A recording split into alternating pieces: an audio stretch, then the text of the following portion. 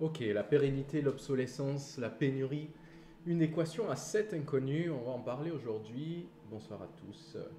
Petit sujet sur l'obsolescence dans l'industrie, c'est un sujet qui concerne tout le monde. En plus, pas mal d'actualités en ce moment là-dessus. Donc, je vais vous parler là en 7 points un petit peu des principaux facteurs de l'équation d'après moi. J'en vois 7, il y en a certainement beaucoup d'autres, mais je pense qu'on peut commencer par ceux-là.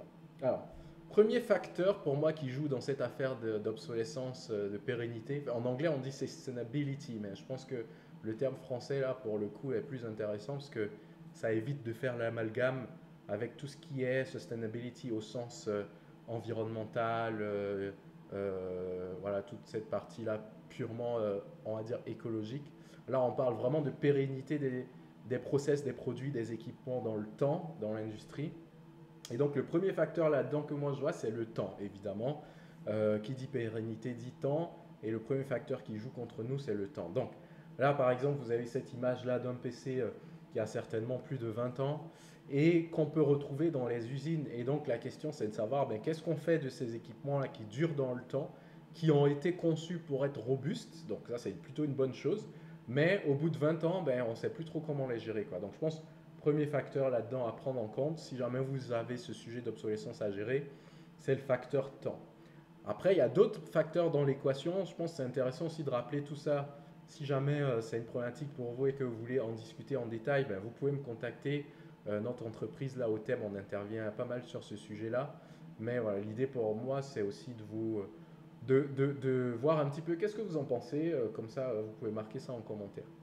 Donc, ça c'était le premier facteur. Deuxième facteur pour moi qui rentre en compte, c'est l'aspect des personnes. Donc, à la fois les personnes qui sont récemment embauchées comme les personnes les plus expérimentées.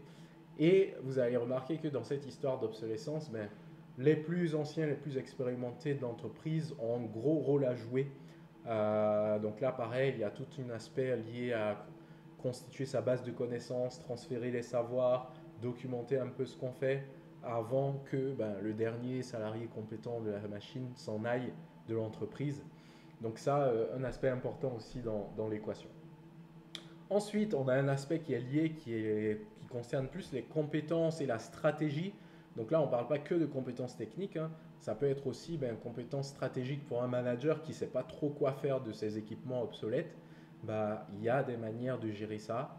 Il y a même des masters spécialisés, des formations à part entière sur la gestion de l'obsolescence. Donc pour dire que c'est vraiment une compétence, ça ne s'improvise pas, ça peut s'apprendre.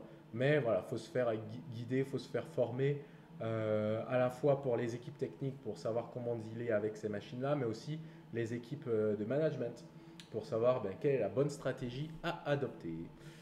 Ensuite, un autre aspect lié à la fourniture de matériel physique. Donc là, hardware supply, hein, comment est-ce qu'on se débrouille pour trouver des cartes électroniques rares ou qui sont déjà dépassées, qui sont plus produites par le fabricant ou le fournisseur.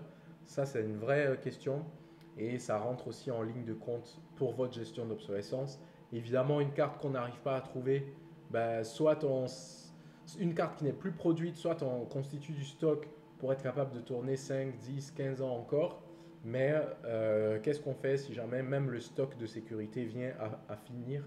Eh bien, il faut aussi pouvoir trouver des alternatives. Donc là-dessus, pareil, il y a des solutions qui existent. On peut en discuter en détail.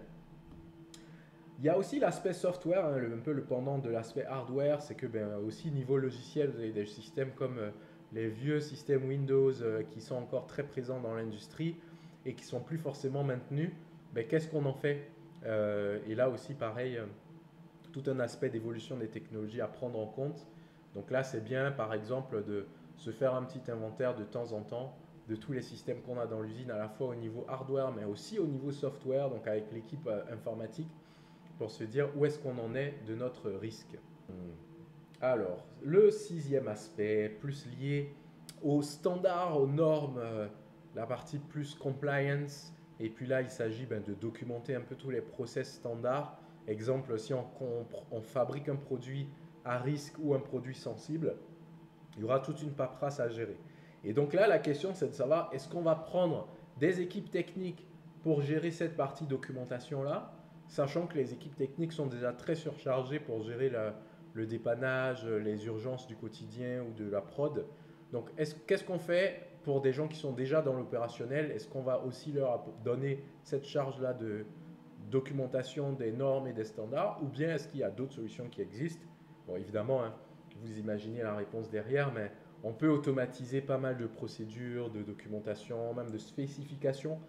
Et là, pareil, si vous voulez qu'on en discute, ben, c'est possible aussi. Et puis, dernier aspect là-dedans, évidemment, les fournisseurs. Et puis, de manière générale, j'ai envie de dire ben, tout l'écosystème, en fait. Parce que une usine, c'est un écosystème avec des acteurs internes, des acteurs externes. Et l'idée, c'est de solliciter le meilleur de chaque équipe, le meilleur de chaque acteur pour faire aller de l'avant l'usine. Et donc, dans la gestion d'obsolescence, peut-être le dernier aspect qu'on mentionne, mais qui est peut-être même le premier, c'est comment est-ce qu'on va organiser ces équipes, comment on va organiser les acteurs pour pouvoir avoir la meilleure contribution de chaque partie. Il y a des actions qui relèvent plutôt des parties internes, des actions qui relèvent plutôt des parties externes. Et puis l'idée, c'est que le client final, donc l'utilisateur du produit qu'on fabrique dans l'usine, soit satisfait. Donc là, c'est vraiment l'objectif. Et dans sa gestion de pénurie, d'obsolescence ou bien de pérennité du cycle de vie, il ne faut surtout pas oublier de gérer un peu tout cet écosystème. Donc voilà un petit peu quelques éléments de réflexion pour démarrer une première discussion sur ce sujet-là. Je pense qu'on aura l'occasion d'en reparler, mais dites-moi déjà un petit peu ce que vous en pensez là de ces sept aspects de l'équation. On se dit à la semaine prochaine.